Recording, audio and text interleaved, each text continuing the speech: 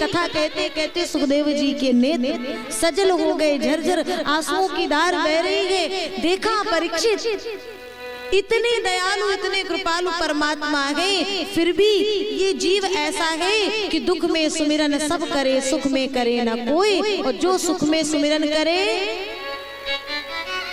थोड़ा जोर से बोलिए, अरे हमें भी आराम मिल जाएगा ना, थोड़ा जोर से बोलिए। तो दुख काहे, हमारे लिए इतना ही आराम ठीक है, तो भी बोले नहीं। बोलो बाकी बिहारी लाल की, ये रागिया मन। तो दुख काहे को होए, सुख की चकाचौंध में परीक्षित जीव भगवान को भूल जाता है। और जीव की स्थिति कैसी है, उसी गजेंद्र की तरह त्रिकूट नाम का एक बहुत बड़ा पर्वत है, उसके चारों ओर घनघोर वन है, जंगल है, और वहाँ एक बहुत बड़ा हाथी निवास करता है जिसका नाम है गजेंद्र। इसकी कई पत्नियां हैं, कई पुत्र हैं, और इतना अभिमान है अपने कुटुंब का, अपने परिवार का, कि किसी को अपने आगे कुछ समझता ही नहीं है कि मेरे लिए तो इतने लोग हैं, इतने जन, इतने कुटुंबी जन हैं, इतने परिवार के जन हैं, मेरा कोई क्या बिगाड़ पाएगा।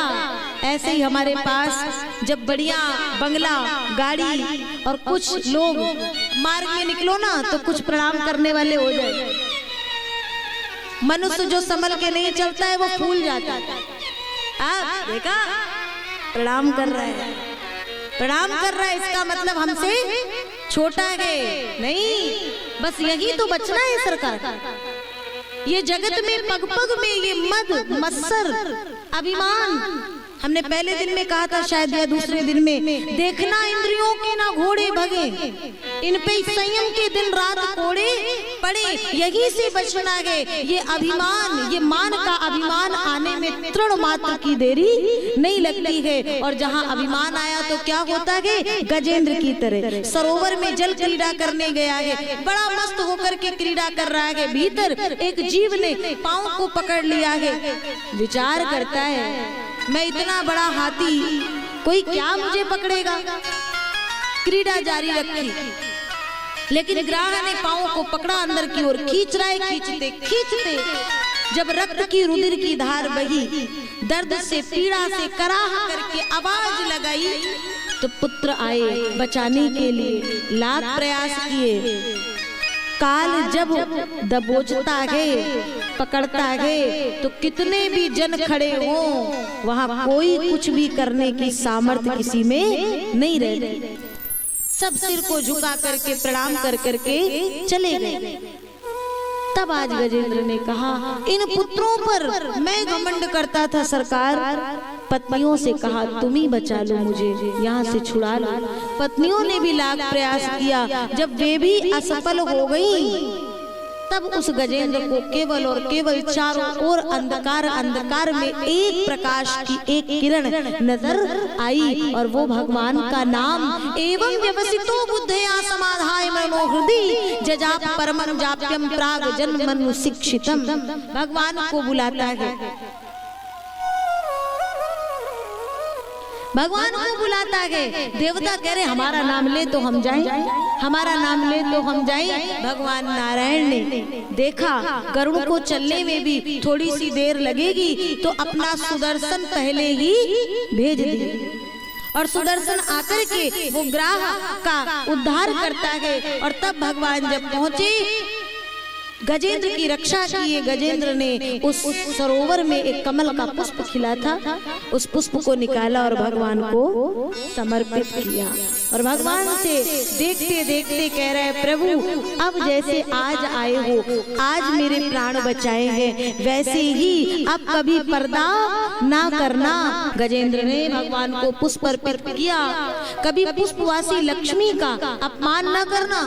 परीक्षित जी को सुखदेव जी कह रहे हैं, एक बार देवराज इंद्र ने पुष्पवासी लक्ष्मी का अपमान कर दिया था। दुर्वासा जी ने उनकी सेवा से प्रसन्न होकर के और उनको सुंदर पुष्पों की माला दी, जो उनको भगवान नारायण ने अभी अभी बैकुंठ में दी थी।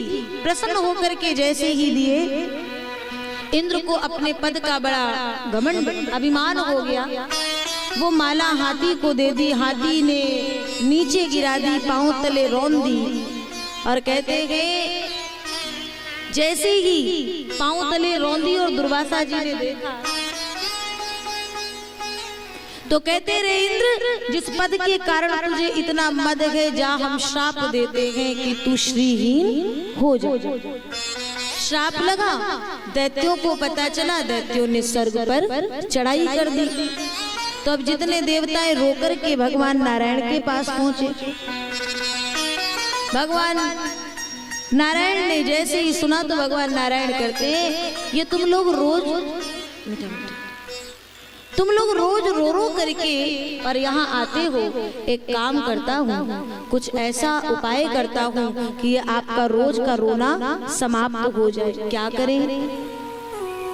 दैत्य बार बार आपका राज्य किसी न किसी तरह से ले लेते हैं। आप गलती करते हो तो एक काम करते हैं, समुद्र मंथन की एक लीला करते हैं और उस लीला के द्वारा अमृत की प्राप्ति होगी और वो अमृत आप लोग पान करोगे तो कुछ समय के लिए ही सही ये आपका रोना तो रुकेगा।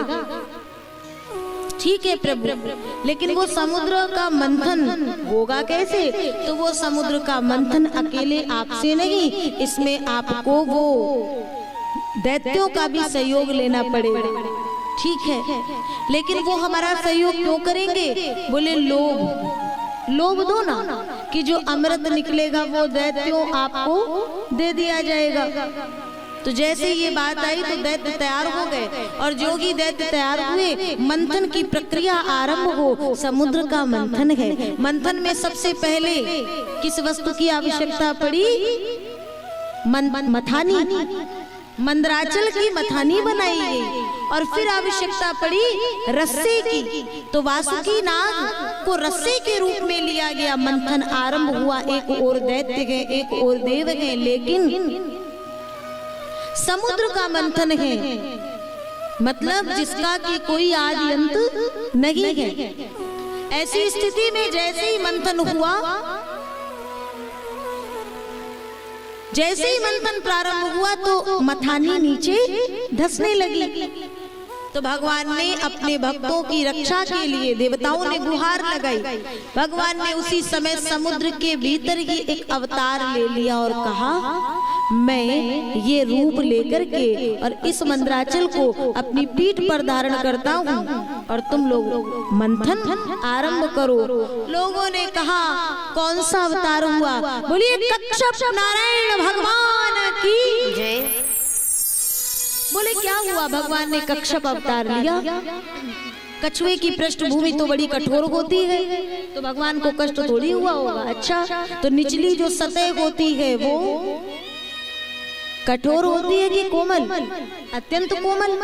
और जब इतनी भारी मथानी मंदराचल के रूप में जो है वो जब पड़ेगी तो सोचो नीचे ठाकुर जी को कितनी पीड़ा होगी, कितना दर्द होगा। लेकिन ठाकुर जी ने एक बार भी इसका विचार नहीं किया। मंथन आरंभ हुआ। मंथन से सर्वप्रथम हलाहल विष निकला। अमृत तो सब पाना चाहते हैं, क्यों भाई? सुख तो सब चाहते, लेकिन उससे पहले थोड़े कष्ट मिलते गए। अमृत तो सब पाना चाहते हैं, लेकिन हलाहल विष जैसे ही निकला सब छटक करके दूर। तो सबका इशारा गया किसके पास? भगवान भोलेनाथ के पास, विश्वनाथ के पास, वासुकीनाथ के पास। मिलकर के जयकार लगाए, बोलिए वासुकीनाथ भगवान की जय। देव देव महादेव भूतात्मन भूत भावना। विश्वनाथ भोलेनाथ सरकार स्वीकार करे। भोलेनाथ ने कहा, लाओ अब मैं यहाँ एक चीज कहूँ, शायद मैंने पहले कहा हो। आज लोग छोटी मोटी चीजें लेते हैं। क्या? वो जो चौराहे चौराहे पे मिलती है, सब लगाए मिलते हैं, है ना? आप समझ ही गए होंगे। और कुछ फूकते हुए मिलते हैं। तीर्थों में तो बहुत ज्यादा मिलते हैं। उनसे पूछ लो कि भैया ये क्या है? बोले हम भोलेनाथ के भक्त हैं। उनसे पूछो तो सीधे कहते हैं हर हर महादेव। मैं कहती हूँ सुनो भैया, भगवान भोलेनाथ ने तो हलाहल विष पान किया था, तो तुम हलाहल नहीं, अगर तुम भोलेनाथ के भक्त हो तो विष ही पान कर लो। हलाहल मत पान करो, विष ही पान कर लो। अब भोलेनाथ को धतूरे का भोग लगता है, तुम भी पाओ ना। अपने मुख का स्वाद और अपनी इंद्रियों की तृप्ति करने के लिए और भगवान के नाम, भगवान के भक्त के नाम का सहारा लो। इससे ज्यादा पापाचार, दुराचार और कोई नहीं हो सकता। और क्या हो सकता है? आज अपनी गलतियों को छिपाने के लिए हम भगवान का नाम दे देते हैं, लेकिन भगवान भोलेनाथ ने हलाहल विष का पान किया, कंठ में गया, कंठ से नीचे जाने लगा, नीचे हृदय गए, हृदय में भगवान रुक्मिणी रमण का वास है, इसलिए रुक्मिणी रमण को कितना कष्ट होगा, तो वही विष को धारण कर लिए। विष के प्रभाव से कंठ नीला पड़ गया, नाम पड़ गया नील कंठ। बोलिए नीलकंठ भगवान की जय। इसी मंथन से एक एक करके कौस्तुभ मणि निकली है, उच्चैश्रवा नाम का घोड़ा निकला है। इसी मंथन से लक्ष्मी मैया निकली, जिन्होंने भगवान नारायण का वर्ण किया है। फिर आगे मंथन जब प्रारंभ चलता रहा तो धन्वंतर जी महाराज अमृत का कलश लेकर के प्रकट हुए। अब अमृत निकल आया। समाज में जो सज्जन वृंद है उनकी यही स्थिति है, उनको पका पका करके दे दो, और देने के बाद में पका करके रखोगे तो वो थाल में निकाल के पाएंगे नहीं, उनको थाल परोस करके भी दो। जैसे देवताओं की स्थिति है, भगवान ने इतना परिश्रम किया और परिश्रम करके अमृत निकाल दिए, लेकिन अमृत जैसे ही निकला तो दैत्यों ने झपट करके ले लिया, और लिए तो ये देवता वैसे के वैसे सब रोने लगे। भगवान ने कहा तुमसे कुछ नहीं हो सकता।